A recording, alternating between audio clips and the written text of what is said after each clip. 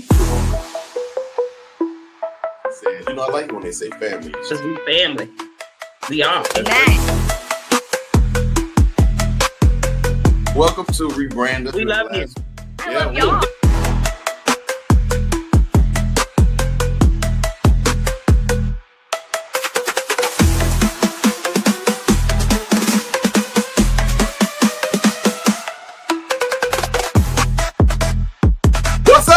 Far too many times we try to build ourselves and act how other people want us to act. Mm-hmm. And so just not, you really are growing when you're not focusing on what other people's visions of you.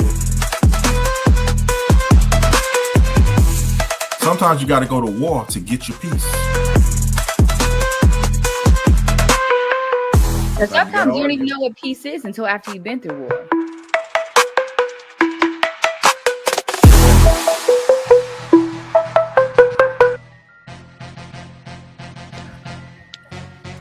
Starting to sound all crunk-like. Hey, I'm trying to do the thing. Hey, y'all.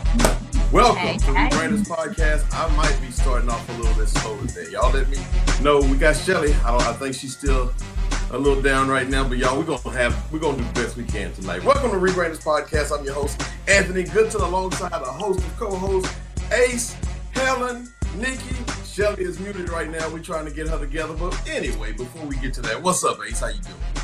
I'm good. How's everybody doing out there? Hey, this Rebrander start of Black History Month. Everybody, hold on to your seats. Let's go. Yeah. Hey.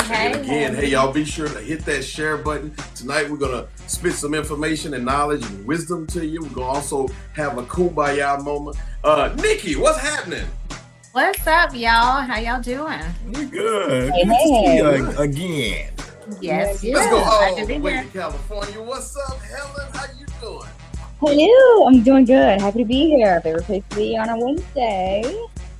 Absolutely. Our favorite day of the week. Go ahead and tell them how they can watch you in other places.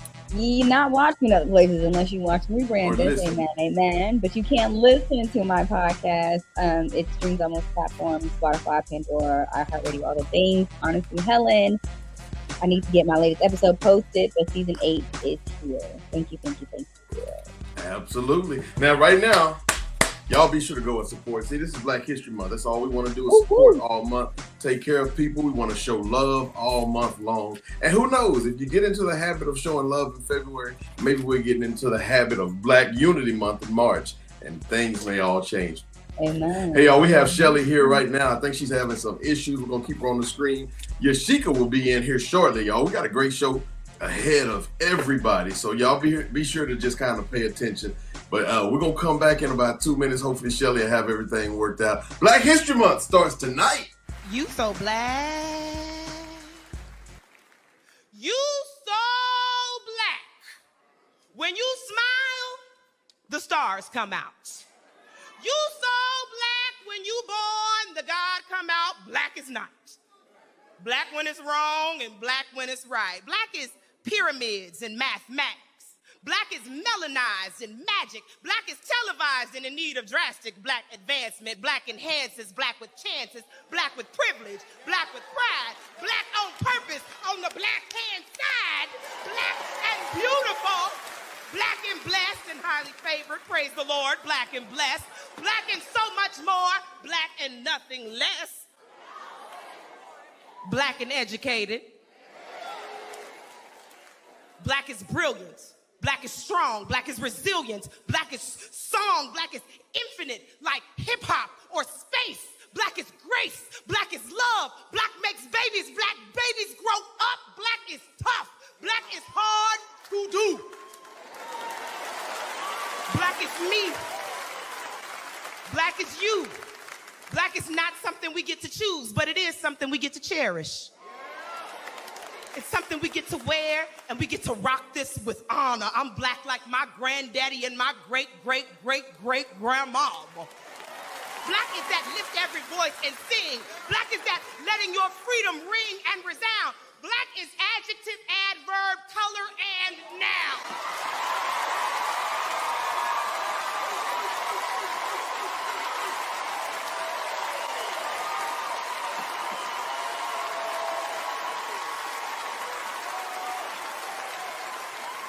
You so black. Oh, you so black. When you smile, the stars come out. Baby, you so black. When you're born, the God come out.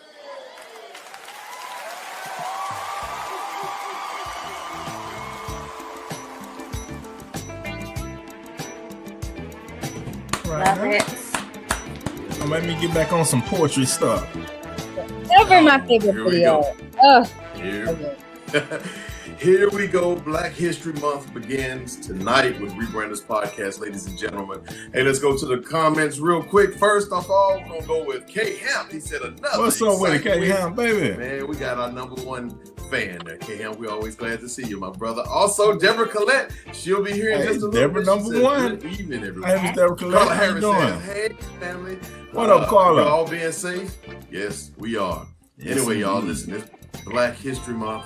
We're going to jump into it. We got a lot of questions that we're going to just throw out there. It can get very deep tonight. And that's exactly what it's going to be. And also, y'all are going to get a lesson every 6 minutes. We're going to throw out, or is it every 12 minutes? Well, we only have 4 people, so maybe every 15 minutes. We're going to throw out one nugget of information about a person in Black history that you guys don't know anything about. Maybe you do, who knows?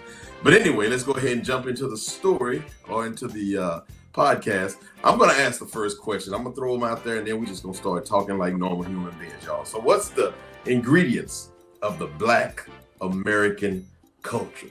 So y'all didn't know the question. Let me explain it a little bit. You making a pie, Nikki. Your kid, your children, they want a pie. Or your boyfriend, Helen, they want a pie. And so what you have to do is you have to put in 50% of that pie, which is probably going to be flour.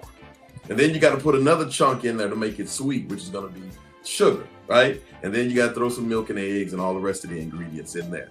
What is your flour? What is your sugar? And then the other ingredients. 3 pieces. As long as none of it have to do with pumpkin, we're going to be all right. Oh, boy. Now, I don't know if well, I have 2, so I'll go with the first one. I think doesn't need explanation. That innate creativity Black people have. Every Black person I know is creative in some way. They might not think it's creative, but I remember the first time my brother showed me how to do the little S where you do the 6 lines and you connect it. And that like blew my mind to me. And I didn't, nobody taught me art, but my brother was the first person teaching me. So there's like an innate creativity, I would argue, that Black people have, or talent, if you want to, amp it up a little bit. Yes. So that'll be one of mine. I like that one. I think I'm going to lean in. I will say kind of a little bit like what Helen was saying. I'd say our genius. Definitely our genius. Mm-hmm. And our strength. Our genius and our strength. Yeah. That's good. Ace? Love, I got to say something different now. Initially said love. Definitely that ingredient in love is always important and big in the community, just overall. You know what I think, what I like? I remember one time when I was in college, and I was in College Station, and my roommate, who was a white guy, his name is Michael Webb. Michael said, we were walking through the mall, and this Black dude walked up to me. He didn't walk up to me, he just kind of walked by me. And he said, "What's up?" I said, "What's up?" And then I walked by another one, we spoke. "What's up? What's up?" We were walking by white people, we didn't really speak, but the Black dudes and myself, we kept speaking. And to me, even though they always say we don't have a lot of unity in the Black community, I do believe we have family in the Black community, even when we don't know each other. And you don't see white people doing that. You don't see Mexicans, you don't see nobody else doing that. But we have family. And to me, that's the biggest ingredient of the culture itself. You know why? Because family knows family business, right? For example, I can almost guarantee you at least 2 out of 4 people on here probably use dishwashing liquid to make bubble bath. That's a Black culture thing. Everybody on here know what it smells like when that hot comb hit that hair, right? That's a Black culture thing. And so that family, that oneness that we do have, to me, that's the biggest ingredient. That would be what I consider the flower of it. And then, I think our culture, our music, our TV shows, Martin, Good Times. At any given time, we can pretty much say something, and everybody in the world knows exactly where we got it from, and that recognition. So for me, that's a huge part of the culture, the Black culture. If I had to put together all this stuff, I'm gonna try to get Shelly back in. Shelly, do we have you? What's up, Can you hear me? Oh, we can see you. We can hear you. Thank you. Throw that in the ingredients: sight and hearing. Yes, yes. I am glad I could be back in here. Let me introduce Shelly real quick. We're going by Shelly. That's even though that's her stage name, we're gonna say. But I've been knowing Shelly about 25 years. She don't know me that well, but I met her 25 years ago, and I've always kind of had her in mind. We've been Facebook friends and all those things. I've actually known her longer than anybody else on this podcast, even though we don't know each other that well. However, since I do follow her on Facebook, and she actually offered me a job some 25 years ago that I turned down because I wasn't courageous enough at the time.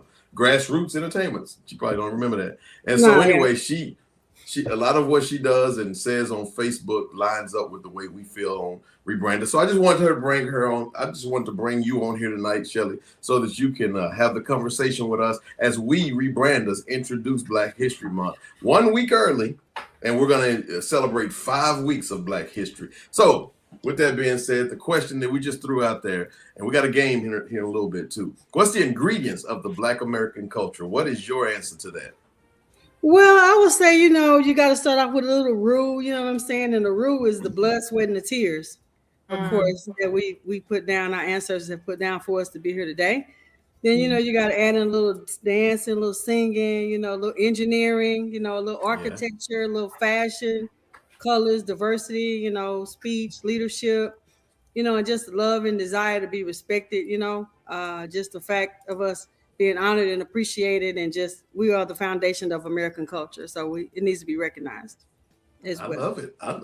I love the energy. She bringing it already, y'all. She says, yep. Carla says, what's up, Shilsey? He says, flour. I don't know. How about 2 cups of sugar? White, 1 brown. I like pie. Rhubarb is my favorite pie. Okay.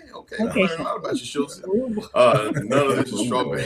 Tony Goodson says, understanding. I love it. Understanding is another one. Deborah Goodson says, hello. She slayed that speech. They're going all the way back. She slayed that.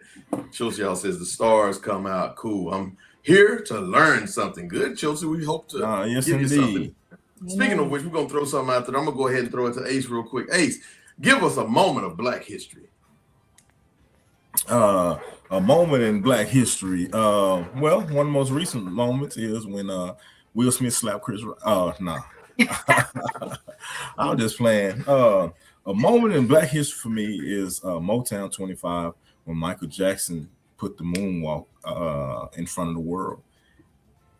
And the reason why I picked that moment because that's when I was alive during that moment, and it literally touched the world. Like it was just amazing. Like now we look at he was just moonwalking, but when he did it that night, it was like and I just love, like, even today we all can go back to that moment. Everybody can tell you where we was in front of the TV and we was in my grandma's house, and stuff like that. That was an amazing time.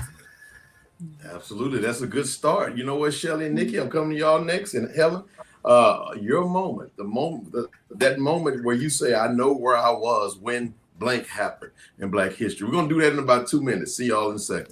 I remember when I lost my mind.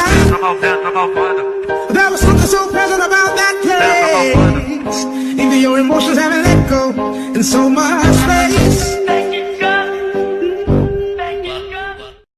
If you just sort of go with the flow, you go with the status quo, you just simply comply over and over again, nothing really changes. Not a single thing. Because once again, the people who have everything don't really think about breaking you off a piece. If all you do is comply, if all you do is hope that things change or get better, but you go along with everything as it stands, it doesn't happen. If everyone that came before me had just complied and complied and complied, then I probably would have entered this theater, any theater, through a colored section.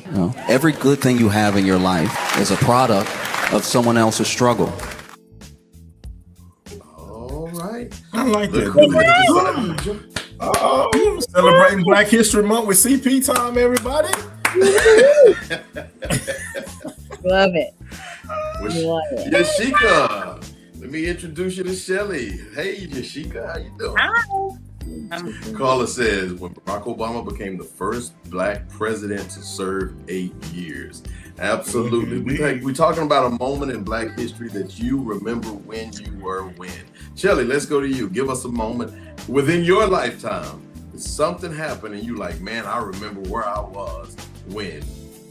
Well, it's a lot going on with that, but I'll say when Doug Williams won the Super Bowl, when I was looking at the 13-inch, color television, that was a big deal to me to see the black man from Grambling, even though Prairie View was, is number one around here. But it was great to see Doug Williams win the Super Bowl with the Washington Redskins. That's absolutely wonderful. Nikki. I would say, when Michael Johnson and his team, they won the gold in the U.S. Olympics. I think it was Summer Olympics. I actually went to the same church as he did. And I remember just like we were celebrant in the church. That was when I was in like high school. So it was a big deal in Fort Worth, Texas, Mount Olive. Shout out to Mount Olive Missionary Baptist Church. Mount Olive Missionary out in Fort Worth. How many times Fort Worth. Evans Avenue. Helen, a moment in black history that you'll never forget. It could be good, it could be bad, but it's a moment that you'll never forget. Well, I was gonna say mine are all negative. Not negative, but they're traumatic. And so I don't know if I need to unpack that later in therapy, but I have some good moments in Americans with Blacks, but I can't tell you where I'm at or what I was doing. I just remember, like Carla said, when President Obama was around, but I don't know where I was at. But I do know where I was at when George Floyd died. Wow. I do know where I was at. Yeah. Yeah. So I knew where I was in history. I was in San Francisco working from home, getting ready to go to work, and I could not concentrate all day at work. And it was also the first time I realized, as a Black woman, in a predominantly non-Black environment, if nobody was going to advocate for us, it's going to have to be me. Because one thing I couldn't do was act like the day was normal when it wasn't normal. So it was the first time I also advocated at a job to be like, hey, I need y'all to recognize this. And so my team had a 13-minute silent meeting with our cameras on and just looked at each other for 13 minutes. Wow. And that's the best I could do. But yeah, sorry. Yashika. Hey, Yashika. Hi everyone.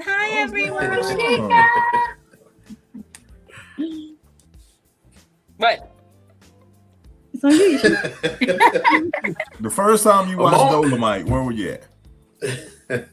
Haven't done that yet. I don't got that to report. It probably won't, have that to report. I think the one thing that comes to mind, I don't know if anybody ever mentioned it yet or not, was when they made Juneteenth a holiday.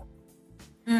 It was back, I think it was 2021. I think so, yeah. When they made it like a national holiday. I remember that. It was just, I think we still have a little bit far to go because I don't think that people get time and a half yet. But so I think it's further to go. But just to know that Juneteenth, I think, would be for mine most recent. Tony Goodson says, when OJ beat the system. I remember that one too. I remember, you know what I remember? It's kind of a long process, but I remember when Martin first came on. Because I remember how life was before Martin. I remember how life is, or I see how life is after Martin. Martin to me was such a cultural phenomenon. I could see the process of how we changed and comedy changed and all those things on television changed through Martin's show. And then to me, Black comedy was never the same after that. All right, y'all. North of 49 Canucks. What's up? What's hey, going friends. on? Peace and love. Peace and love.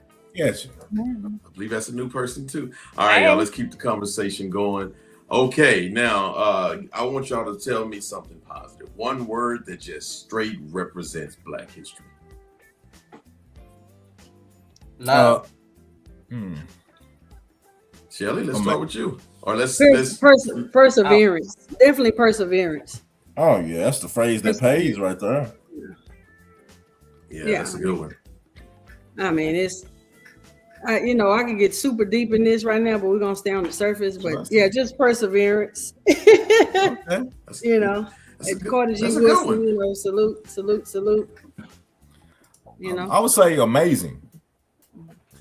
When you think about it, I guess it goes along in line with perseverance. But like you think of some of the stuff you see, like dang, especially when we look at before our time and things that people went through before us. You kind of, I know we've all kind of ran through your head like, dang, could I have survived that? Could I have done it if I had to do that? Could I have made that? It's amazing that they did and that it's still doing today. That's good. That's good. I think strong is probably the word. I think perseverance, resiliency, strong, all of them are pretty much the same word, especially when you look at the history. But to me, I think strong, strength, and but more particularly you four Black women, I think that y'all are so freaking strong, and I think the Black women hold up the community as a whole. And to me, that strength is probably what I look at the most. What we're gonna do is we're gonna do a game, y'all.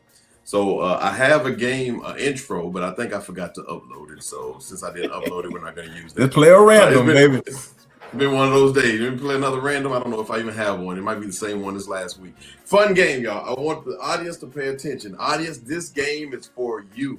Everybody, Black folks, we're celebrating Black History Month today. Everybody on the screen has a nickname. Every last one of us.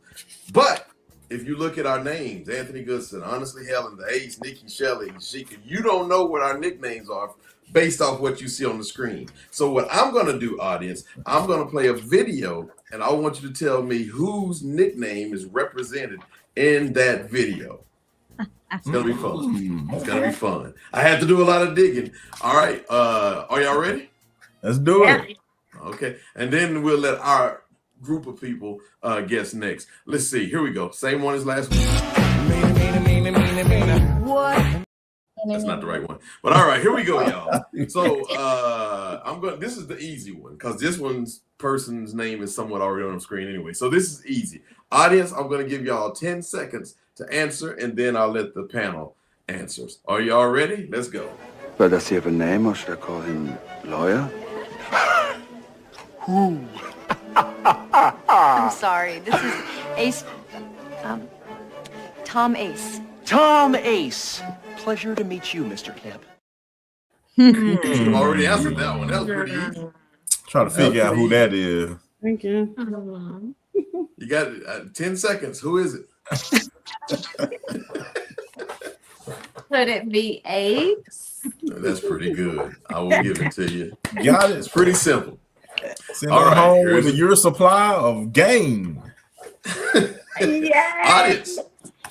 This is for the audience. Tell me whose nickname is this. Actually, I really, really do not want to be on this boat with you.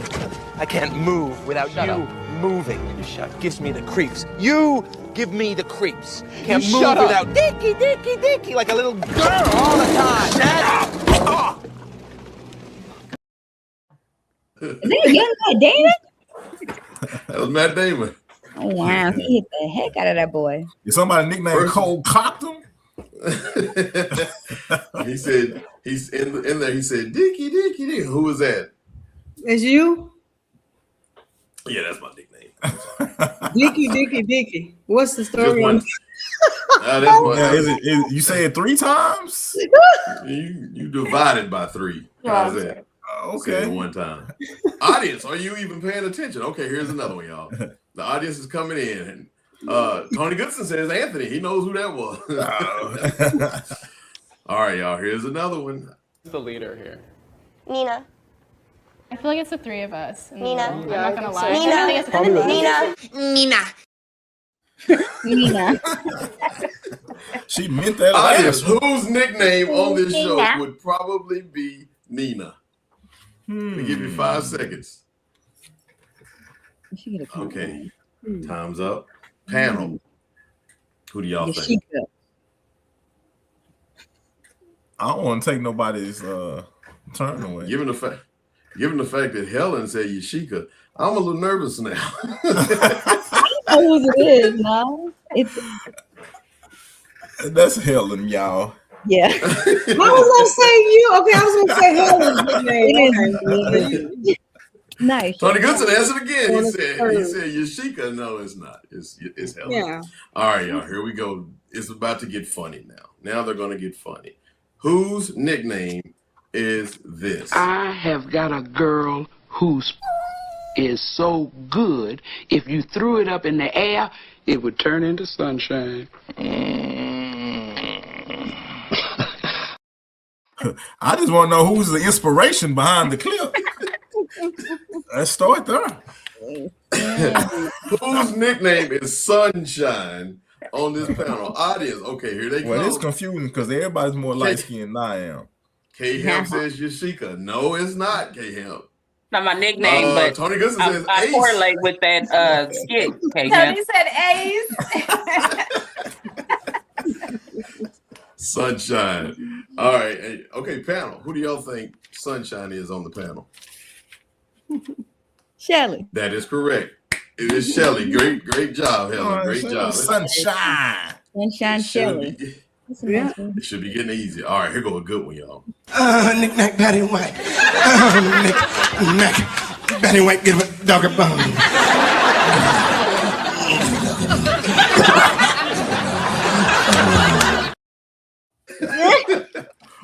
Whose nickname is Nick Nack? Nick Nack, Patty White, give a I think I did it right. K Hemp said Yashika also.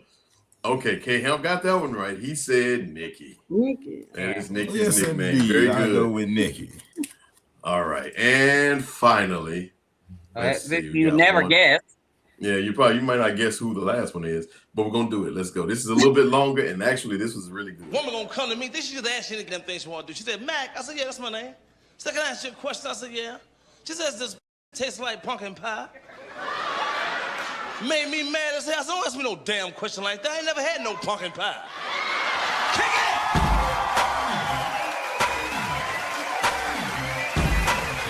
You don't understand.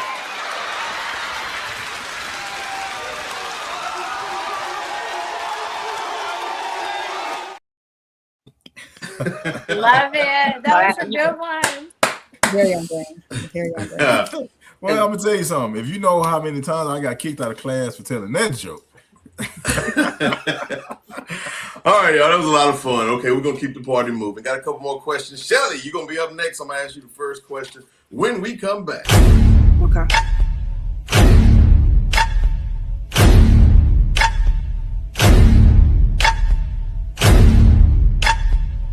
Why you?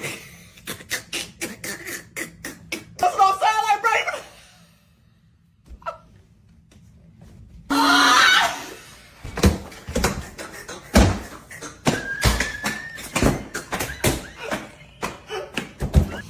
Girl, you crazy. Oh, fuck. Our neighbor just fell off his bike. What? You know they can hear you. No, girl, they fell. That's funny.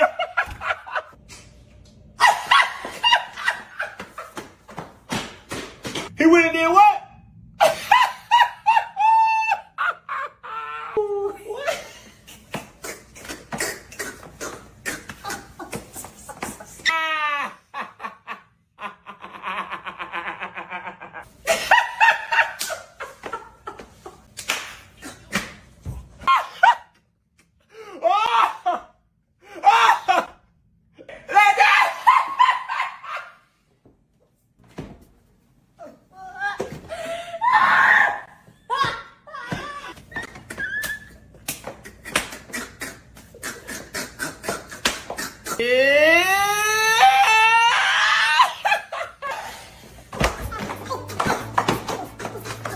What was it, Bob?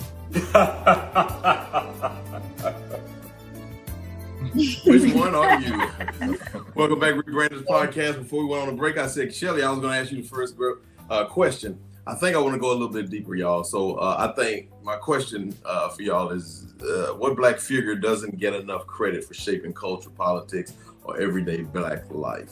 Think about somebody who just don't get enough credit. So what we're going to do in a minute, we're just going to go around the room and we're going to just talk about different people who we think are very historical, and they don't even have to necessarily be a celebrity. So we'll do that in a little bit. But first, Shelly, do you think Black History Month empowers us, or has it watered down into some safe version of our story?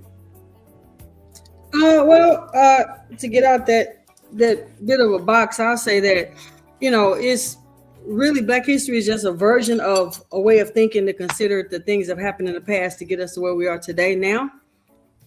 But it's a never-ending thing because our culture, our particular ethnic group, we're the leaders of all ethnic groups. We're the mother, the father, the alpha and omega of all people due to melanin. So nothing but we do need to know more about what the struggle is and what it took to get us here today. And so it's always relevant to know that because that's our foundation. And it really is a pride factor because a lot of people don't have pride, period, about our culture. They just see it as a novelty item or something that's a past, some of our figures. So definitely it empowers us to have a foundation and pride about our culture. At the same time, it's definitely not enough going on. And I find that we have a lot of negative influences, probably just as much as positive in our culture as well, that we actually embrace. That's pretty deep. That's I like that. It's a novelty. What about y'all? How do y'all feel? I think it empowers us. I think it's something. I think it's something that should be going on every day. It should be 365, like how McDonald's claims. But I think it empowers because it's a time at least set aside to where we can focus on saying, hey, this is who you are. Hey, this is where you're from. Hey, this is why you should be proud of yourself. So with that being said, what part of Black history makes you feel the most proud? What part makes you most angry? Oh, that's probably one and the same. Yeah, I was gonna say I would say the part make you most proud and most angry is one and the same. It's those important times. I guess for my age group, the civil rights movement might be that time that we look at like, wow, that togetherness and stuff like that. I know the new trend today, I don't know what's going on, but just seeing like what Martin Luther King did with that movement. Then at the same time, Brother Malcolm was doing his thing. We had everyone, those people that were just standing up and saying, no, we're not gonna do it like this. And those are some things I think we're missing today. Like we don't have that voice, that outspoken person. Do y'all think we pass Black history down enough in our families, or do we rely too much on the schools? Is that something that's our own individual responsibility? You better.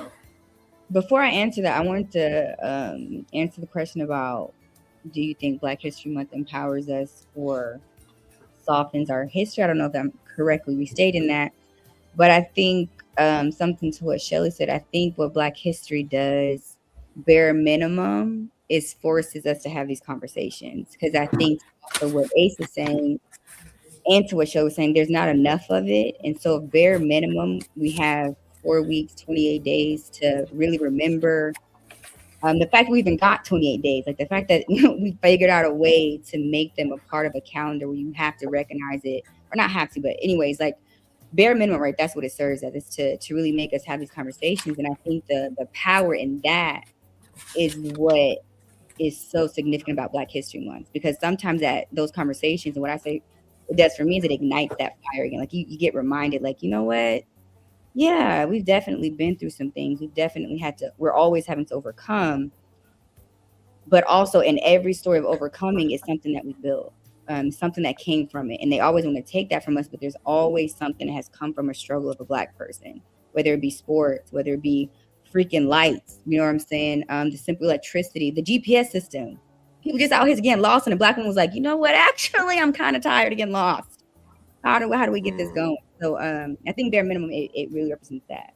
I can't answer the other question because that's what I was thinking about. But that's good. The home security system. There was a Black woman in New York City who created that. So it's just so much that the root of who we are is everything that the world is. Like the root of who we are comes from Africa. So, we started the world and we continue the world. And I think that's a beautiful part. Like everything that you do in life is some part made by somebody of our skin color. So I think that what's most important is for us to embrace that and know that. Probably know it first, then embrace it second. That way you can understand exactly where we come, where we're going, and what power we have within us. All right. Anybody else want to say anything else on that?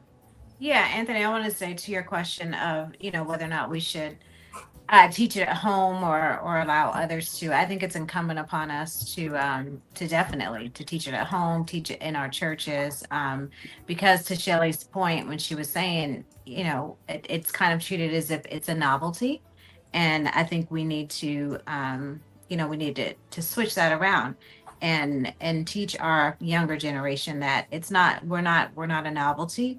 We are the fiber. We are the fiber from which this country was born and birthed and built. And so, if we leave it up to our school systems and other places, then unfortunately they get a generalized perspective and it's kind of watered down and whitewashed a little bit. And so back also to your question about who I'm most proud of. When I think of teaching my children, especially my last little one, my little girl, I always focus on trailblazer Black women. So, we've got the Anna Julia Coopers and Shirley Chisholms and Nina Simone's and, Nikki Giovanni, Toni Morrison, can go on and on and on. But I think it's important for me, just as a Black woman, with my, Black daughter, to teach her the trailblazer Black women that have changed the fiber of our country. That's right. I love it. And Black history extends past the United States. You have Black American history, but we come from strength and power in the original land, Africa. So it's like, we go way back, but then we had to come over here, and through 400 years or so of slavery, we crawl through the mud and start new history, start new culture. And that, to me, that perseverance, that history, that rich culture is what I'm most proud of. Yashika. I would say that I agree with everybody and what everybody said. The only thing that I would add to that is application. I think we talk about it and we discuss, especially during the Black History Month, but we need to, I'd like to see it made more plain, and not just the ones that we pick out, just even modern everyday women that I had the pleasure of going on Helen's podcast and didn't know it, but just women that we see, life in them, and what about them during Black History Month? Just application. You know what I mean? A lot of kids and a lot of people go off of, even with church and believers, we go off testimonies, right? We got to be able to see something. You have to be able to see it. So when we talk history, we do talk about Black women that came far before us, but also the ones that's in real time with us too. But for me, just period, 365, I agree with Ace, but we need to do more application, because if not, it dies down. And then when February comes again and we're back up, when the brawl, it's one of the greatest things that happen in history. But after a while, it's starting to die down, right? But when that day comes, it's back hyped up. But let's keep it hyped up. Keep it hyped up. 365. Yeah, I like that. So knowing Black history, does I don't know if I change answered any the of way? the questions though. I don't know if I did or not. No, that's fine. Here's another question for everybody. Anybody jump in? Knowing Black history, does that change the way you walk in a room? Like when you start a job or conversations, like when you sit and talking to people of every culture, any culture, all culture, do you have like a certain pride knowing your own history? Definitely. Definitely. When you know your history, and when you know Black history, and when you've been taught or you learned yourself, however, you realize that you belong in that room. Yeah. No matter who was there. Good some men, you used to work for a company a while ago. Yashika, I won't say any names of the company, but the culture there. Yeah. And the culture there, and this is just complete truth, was white male dominance. They actually used to say that when people got promoted, they say he's got the look, and it, the look was the chiseled chin. Like, I mean, this is like, I didn't even know about the look. I learned it at that job, and you be like, what? Like that, and you have to be strong to let them know, like, nah, I'm here. I got my branch. This is my branch. I run it my way. I don't care what they're doing over there. And, things like that. And it's because I know who I am and things like that that you're able to stand in those rooms with those people. Funny thing, I may have said this once before on this show. I can't remember, but funny thing that he mentions this particular company, Shelly. So I was working at this company with him, and I remember you had to wear suits when you go here. Suit, tie, every single day, washing cars, you wear suits. And so one particular day, I worked at a branch where you didn't have to wear a suit. And so one particular day, they asked me to be a part of some kind of a thing. And they said, I need you to go to the corporate office and, you're going to be a part of it. I said, okay, great. So I go up there without my suit. I'm forgetting that I'm going like my normal day at work. So I get about halfway and I'm like, I forgot to wear a suit today. So I get in there. Everybody is white and everybody is suited up. Everybody is above me too in level. And I get in there. I remember, I'm a man of faith. I'll never forget. I got in there and I realized all I could think of is I'm the only black person and I didn't wear a suit. So I prayed about it. I said, God, let my words come out and be stronger than the way I look. And the way I look is not only me not having a suit, but my skin color. And so we went through the whole process. And by the end of the day, we had to vote on who's going to be the chairperson of this new program that we're going to be doing. And of course, I was the one that they voted. So, but I went in there with the pride of my heritage and who I am and my prayer and my God and all these things. And I came out with that. So I believe that pride takes us a long, long way. All right, y'all. Unless somebody else has something to say about it, we're going to do this thing where we tell one person. Oh, here's Yashika, go ahead. Okay. Go ahead. Well, are you sure? So we're going to do this thing where we tell one person in Black history that we want to spotlight. Nikki, you go first. Yes. Okay. So one person, I would say, I'm gonna land on James Baldwin. Just to your point of that you just made, or we all kind of made, that it isn't just the consciousness of the United States that we have enriched and illumined, if you will.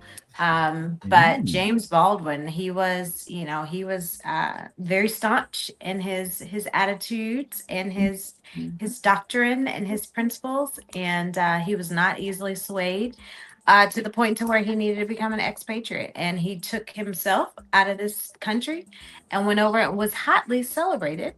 And then it was when he went over and was hotly celebrated, then therefore he was appreciated in the Americas. So yeah, I just want to elevate Mr. James Baldwin, just for standing up for who he was. I like him. Could you kind of verse us on what does staunch mean? You got your educator hat on and staunch. It's kind of like starch. No, staunch means it means just not easily swayed, not easily changed. You stand in your box and you do not change. Yes. Plug that nomenclature, please. Oh yeah. What does nomenclature mean? Can you? I can give you a couple examples. Look at this. You usually use a good nomenclature when somebody's trying to pocket rob. That's good. You got to know some Rebranders history for that. Shelly, I'll let you go next. I'll throw mine out there first, though. All right, so y'all check out these numbers. I wrote mine down. 5 years. This person had dozens of young girls that come to her house for Bible study weekly, and she spread her word of Jesus. 35 years. She was a volunteer at the jail for her jail ministry. She carried the torch from her father to introduce the rest of her family or move her family into the Christian walk all the way up until this day. And there's several people who are preachers. 5 years of going, exactly. 5 years of hosting a Zoom Bible class on her own. She works at a voting booth so that Black representation can not only be counted, but also influenced. She is frequently visiting nursing homes and the sick jails, etc., so that they can also know about, God himself. So this person is also an evangelist. I want to throw that out there. And her name is Deborah Goodson. You can guess, who's that? That was my guess. Absolutely. So I don't think everybody has to have national attention. So anyway, that's it. Shelly. Join us on Sundays at 6, by the way, for Bible study if you want to get to know that person. Shelly? Listen. Yes. So the question is, who is a figure in our culture that stands out to me? Exactly. Okay. I would say Ida B. Wells, Barnett. She's a forgotten about person. I feel like everyone in our culture in this country should be aware of her works of anti-lynching campaigns. She dedicated her life to writing, providing knowledge and information around the world that the Black man was being hung and hanged and whatever way you want to say it, murdered at the will of white people. And that, the men were being hung and killed just for a reason. They weren't guilty of anything, just the fact that, the lies were going on just like they're going on now. So she dedicated her life to that. She had a thing of papers called Memphis Free Speech. And she had an anti-lynching crusade, and I find she's very important. Fannie Lou Hamer is one of my favorite as well. I just feel like their names be as popular as the Reverend Dr. Martin Luther King Jr. for the work that they. And also one of the other ladies, I think it was Nikki, mentioned, yes, it was, mentioned the influence of women in culture. Yes. If you know culture, our history, you'll know that women have been dominant. Women have been the centerpiece of our culture and our progression in this country. Black women have always stood and fought to the last penny, and the last ones to sell out. Trust me. So it's a book called When and Where I Enter by Paula Giddings. And it's a really great book. And it talks about people like Mary McLeod Bethune and Fannie Lou Hamer and Ida B. Wells and Patricia Roberts Harris and a lot of people who have paved the way for us now. And it's a great book. It's called either When and Where I Enter or Where and When I Enter by Paula Giddings. When and Where. Is it When and Where? Very good. It's When and Where I Enter. Thank you. Education. That's what I like right there. Learning something new. Amen, Shelly. Shelly. Look at. Amen. All right, Yashika. Come to me next time. Okay. I got a couple of them. I'm trying to choose which one I want to use. Okay, Helen. Okay, so I actually did not know that, Shelly. I assumed we were, but I just think Black people are amazing. Black women are the blueprint of anything and everything. So I assume that, but very good to hear. I need to do more research because it's proven. And to that same point, this woman, I didn't really get to know about her, and I'm still learning about her until when she passed recently, which is Mrs. Shakur, which is Tupac's mom. I want to say it's pronounced Afeni. Is that right? Or is that Afeni is his mom. Afeni. Asata is his aunt. Afeni is his mom. So Miss Afeni was a part of the Black Panther movement. And I think that was something that something I wasn't aware of until recently. But I thought that was really cool that I found out was that while she was pregnant with Tupac, she was accused of some crime about New York City. It was really bad, but she defended herself. And she was acquitted of all the charges before he was born, like a month before he was born. And I thought that was BADASS of her, Had the honor of meeting Miss Afeni, and she is one of the most coolest, down-to-earth people that you could ever meet. And one of the things that impressed me about her was we had a very great, I won't say intellectual, but I was just like a young, wide-eyed kid just listening to her. But we had conversations, and even though it came up later, but she had way more to offer and talk about than her son, which was a whole nother chapter as well. And that just really impressed me. I thought about, like, wow, we didn't even really talk about Pop, because of what all she had to offer. She's a great woman. I think the Black Panther is an organization that the FBI and J. Edgar Hoover and all these people made look so bad that it just seems like a staunch in our, is that the right word, Nikki? in our American history. You just flow with it and it sound like it goes. Yeah, Nomenclature. Nomenclature that I can use. But the Black Panther actually, see, the Black Panther, if y'all watch all the movies, but most importantly, read all the books, you'll find out that they actually were kind of a political party, I guess, but most importantly, it was for the people. Not even just black people. The name Black and Panther, and you had black people, and of course you had the guns. That's a whole different thing. But Black Panther was so strong, and it was becoming, especially with Fred Hampton, so strong that it started to scare the American government.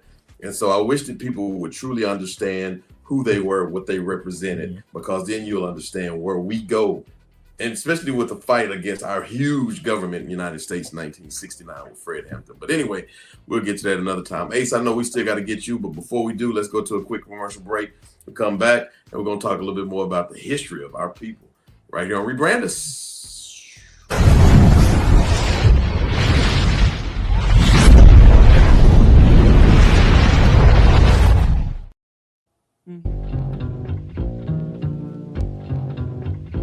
This or that.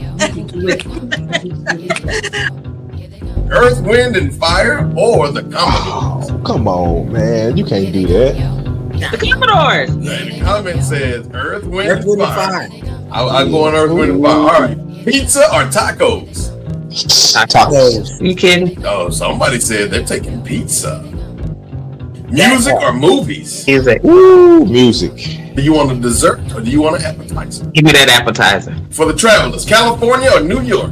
I don't care if it needs. I've never been to either one. Art or history? Teetering on art. Go back in time 20 years, or would you rather have $1 million today? I'd go back 20 years. Give me the million. I get it now. Favorite decade? 1980s or from 2000 to 2010? I'm gonna say 80s because the music and everything was phenomenal. Say 80s. Dream job for a little money or a dreaded job for a whole lot of money? Yeah. Let's say $40,000 a year for the job of your life. Or would you rather $250,000 a year and just be miserable every day? The thing you said that's the most important is miserable every day. Yeah. Life is not meant to live in misery. Be a sex symbol or a brainiac? Brainiac. I've been living a sex symbol life so long. Go over to the other side and see how they live.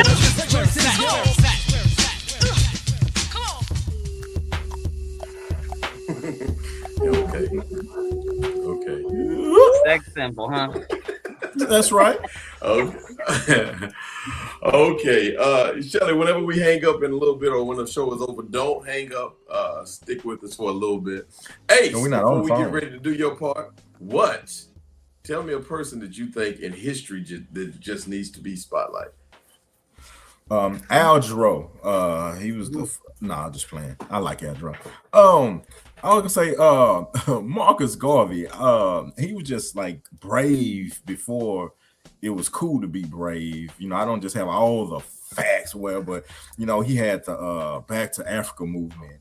You know, he was actually telling people, hey, you know, we can go back on our own turn. He actually started a shipping like company, but I think that he couldn't get everything. They wouldn't allow him to get everything he needs to actually get it going, because one of the things he was advocating was even if you wasn't going back, he was advocating black businesses to do direct trade with Africa.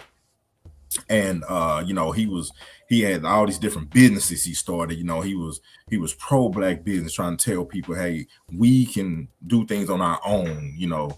And he was just an amazing person, you know, just seeing what him and his wife did together, you know, the Pan-Africanism. You know, I don't consider myself a Pan-African, but that I agree with most of their because you know, if you're not 100% in, you can't consider yourself that. But their ideology is you know, amazing. It was like he was telling people, you know, have pride or you need to die if you don't have pride, you know. And he would be so happy now. I mean, obviously, he probably is happy, smiling from his resting place. But that same movement is happening now. As a matter of fact, Khalees, you know, my milkshake brings. Yeah. Well, Khalees. Yeah. She's been, you know, very, very vocal about telling us, you know, melanated peoples to come back to Ghana, because she said that there are so many non-melanated rich people, the 1%, who are already, taking the land and already making plans, to develop the nation over there. And she's just like, let's not wait until the last minute, because, when we come, all of it's going to be gone. So, she spends a lot of her time with advocating to come back to Ghana. The one thing that scares me about that is we all, people always talk about it. We should leave the country. The problem is some people are going to Ghana, some people are going to Mexico, some people are going here, some people are going there. And American culture, if we all left, Black people just lose all that culture. We lose the history. We lose it all. And to me, that's the scariest part. Carla Harris says, Maya Angelou. I love me some Maya Angelou. Yes, we love Maya. All right, so Shelly, here's the part of the show. I want you back. We'll talk more about that later, because we know you didn't get a chance to do a whole lot of talking tonight. But here's the part of the show where you get to listen to something and you get to vote 0 to 10. 0 is a real number. You get to vote 0 to 10 on how funny you think it is. Are you ready? Yes, I am. Before we do this part, we're going to go to comments. Chelsea says, hey, is that Dick Gregory dude funny? He's funny and hard. My mama's listening kind of way. But interviews that guy, he's just telling people how they don't know anything. He is smart though. He's hilarious, actually.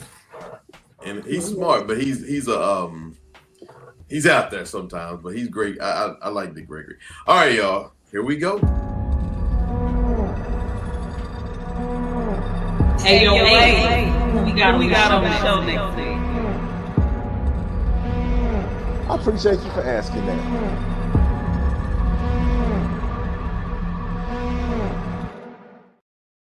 Money line is you Chicago money line. Okay, Shelly, here it goes. This is what you do. You vote. You tell us how funny it is from 0 to 10, and so let's go, more. Yashika. Hey, yo, Ace. Hey, what's up, Yashika? How you doing? We got on the show next week. I'm glad you asked. Next week, keeping up with Black History Month, keeping everything going. We're actually going to be talking to Muslim brothers that eat turkey bacon, and we'll call the show "Living in the Gray." Living in the what? Gray area, gray turkey bacon. They don't worry about it. So they can't eat meat. Minus meat. It's people like y'all the reason they made the word nomenclature. Oh my gosh. Shelly didn't seem too impressed with that one. Yeah. It was. Hey, don't worry. The number a 4. Oh. Hey, I've been hated on better podcasts than this. All right. Tell us about your averages. Tony Gusson gave you a 6. K-Hemp, you see, K-Hemp always, that's his brother-in-law. He breaks the curve. So we're gonna see. Anthony, can I ask you a favor, please?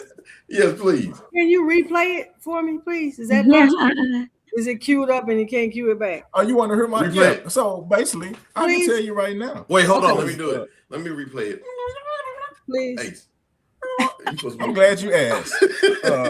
So keeping up with Black History Month. Next week we're going to be talking to our Muslim brothers that eat turkey bacon, and the name of the show will be "Living in the Gray." Living in the grave. The gray area, this is the middle area. No, grave. Say grave. And you want me to grave? Grave would have been funnier, actually. You want me to grade that from 0 to 10? Stop. He's a sweetheart, though. I mean, I give him an 8. But he's a nice guy. I'll tell you how I can get it. The joke. No, I'm funnier than Guy Torres, so it don't matter. Yeah, not the joke. What did you get the joke? I go back to the 4. I give him a 4. That's all right. Hey. Well, you got a 4, you got a 7, you got a 6, you got an 8, you got a LOL. I don't know what that counts. But, all right, y'all. We got more Black History Month coming up in the next 4 weeks after today. We're excited. It's going to be really good shows. I'm excited about it. We're going to learn things. We're going to have great guests on. Shelly, we're going to have you back. Shelly, any last words? I just want to tell everybody thank you. I didn't get a chance to say hello. Honestly, Helen, the Ace, Nikki, Yashika, and Anthony, you always been awesome. Man, I sure appreciate the invite, and I enjoyed sharing meeting of the minds with you all, and I hope to be back. Thank you. We love having good folks on. Amen. Well, don't go anywhere. We're gonna go off the air, but we certainly want to talk to you after the show. Thank you, everybody, that joined us tonight. See you next week.